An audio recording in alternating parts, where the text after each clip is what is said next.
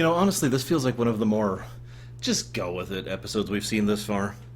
Because usually the point of just go with it isn't just to excuse, writing that didn't think it out, but rather just excusing writing that didn't think it out to get to a certain point. Giant laser array around a planet. Okay, that's pretty cool. Why?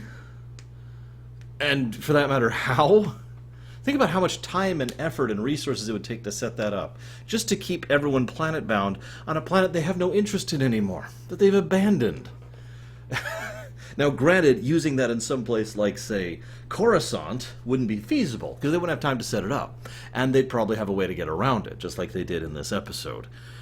In other words, what I'm trying to say is, we might be able to sit down and come up with reasons why these things exist, but the episode doesn't even bother. I'll give you my reason right now. Okay, it was a weapons test for something that they were trying to experiment with, based on data from the Old Republic, just to tie that in for the hell of it. You know what I'm talking about, Jedi Knight storyline, Coruscant.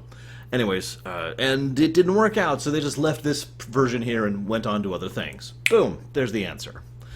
But the episode is just like, here's an energy field. And that's it. The cure for this thing is in this one route, which is protected by a giant death plant, and also flying death in a cliff on a planet in the middle of nowhere, which also happens to be the one planet that has this giant death ray around it. Why? Just go with it, I do like a couple of little tidbits in this one. First of all, Anakin was fairly in character, in both good and bad ways. His need and indeed driving desire to help people, especially the people he cares about, comes to the forefront. If anything, I kind of like that Obi-Wan doesn't overtly give him the Jedi dogma at this point, and instead says, you're not helping. Sometimes we need to think about this. There's even this great line where Obi-Wan's like, will you please just trust me on this one? And then Anakin's like, okay. Given how emotionally distraught Anakin was in that moment, that also says volumes for how much Anakin trusts and cares about Obi-Wan. His father figure. He was his brother, basically, right? Anyways. And then, of course, we have the uniquely interesting situation with the tension/horror of a bunker filled with a airbound plague, which is currently sealed and has plenty of people in it, but some of those people are droids, and thus the droids are trying to get out, but because they would be unaffected by it. In other words, what I'm trying to say is, and if this was, other biological people who were in that bunker, this would probably shift directions completely, where the other biological people would be working with those people to try and get a cure or find some way to deal with it, because they're dead, no matter what, right? The only other alternative would have for them to be stupid evil or basically function as droids despite being people. But having them droids bypasses all that. Yep, we're going to get out.